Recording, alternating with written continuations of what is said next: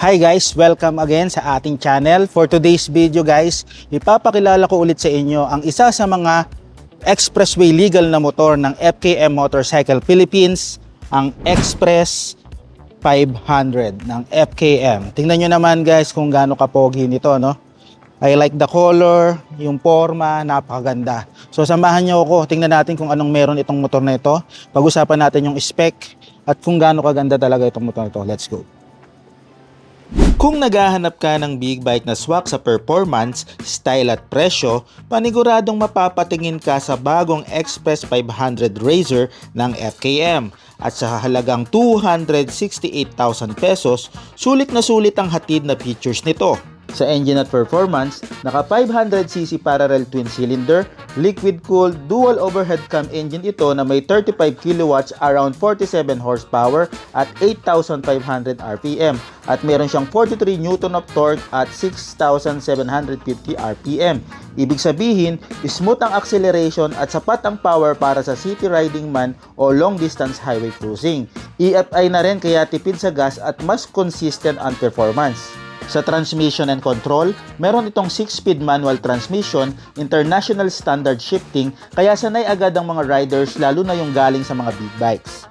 Sa chassis and handling, naka-inverted front shock at monoshock rear suspension for better stability at handling, lalo na sa mga cornering at uneven roads. Sa gulong naman, naka-Pirelli Angel GT tires na ito na may sukat na 120x70x17 sa harap at 160x60x17 sa likod, na kilalang premium tires para sa grip at safety. Sa braking system, both front and rear naka-hydraulic disc na may ABS. Ibig sabihin, mas safe at reliable sa biglaan o emergency braking. Sa dimension and comfort, seat height nito ay 79.5 cm, sakto para sa average Pinoy rider.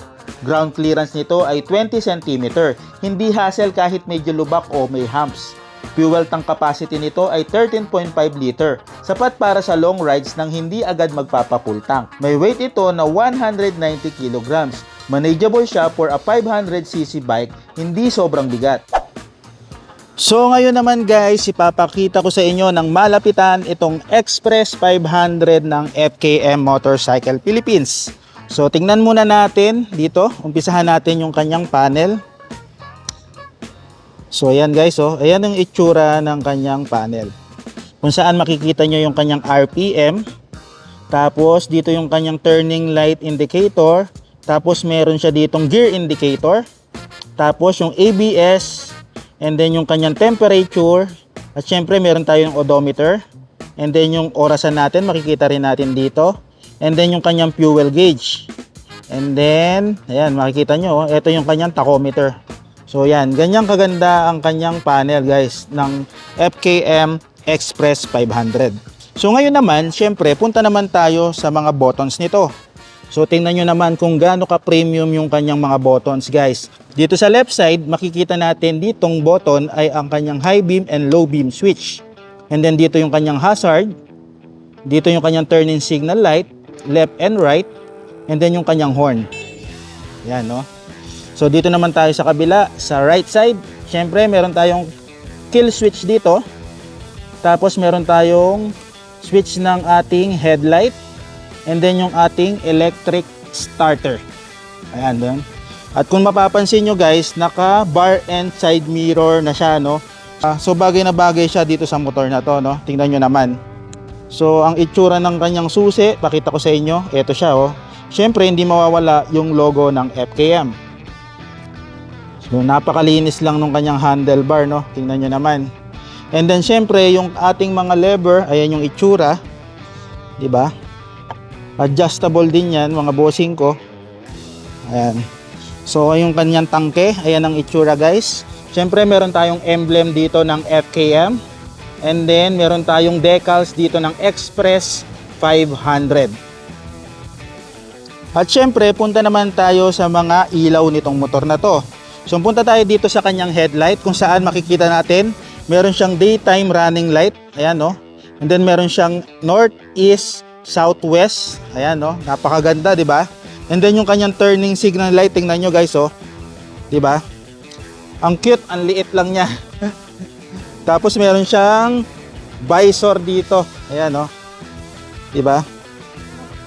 At punta naman tayo sa likod naman, yung kanyang turning signal light sa likod. So nandito siya sa kanyang mud guard. Ayan, naka LED signal light na rin siya mga bossing ko. Ayan. And then yung kanyang brake light, yung tail light niya, kung titingnan nyo, para siyang bigote, no? So napakaganda ng design. Ayan. So punta naman tayo dito sa kanyang harapan. Makikita nyo, dito nakalagay yung kanyang radiator. Kaso wala pa siyang radiator cover, no? And then yung kanyang disc brake, yan, ABS na rin yung disc brake niya mga bossing ko. Ayan.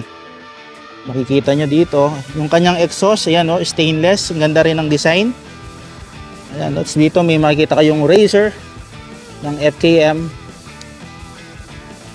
Ayan, dito nyo makikita yung anyong oil filter. Ayan, naka 2-cylinder tayo mga bossing dito sa ating Express 500. Yan, tingnan nyo naman kung gaano kapogi yan mga bossing, oh. So ayan, oh, naka-spoke na rin siya, na rim. Tubeless na rin siya mga bossing. So kung mapapansin nyo guys, yung gulong niya, yung tire niya, naka Pirelli Angel na rin yan mga bossing. Kaya nasulit na sulit sa parts pa lang yan. Ayan, oh, naka Pirelli Angel GT. Harap at likod. Ayan, oh, kung pakita ko sa inyo, naka GT yan. Ayan, oh. Pirelli GT. Tapos yung kanyang caliper guys, naka J1 na rin yan. Ito, sa likod naka single piston na J1. Yan, kung makikita nyo guys, ayan, no. At dito sa harap, ito yung kanyang caliper. Yan. 'Di ba? Napaka solid, 'di ba guys? Tingnan nyo naman. Yan ang Express 500 ng FKM Motorcycle Philippines.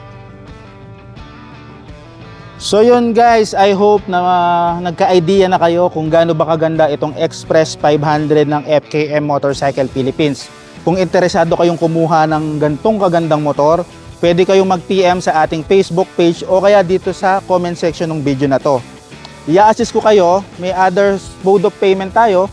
Pwede rin tayong mag credit card, available din to sa installment and cash.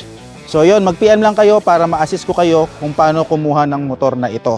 So yun, muli maraming salamat. This is Eric Motovlog. Ride safe and God bless us all.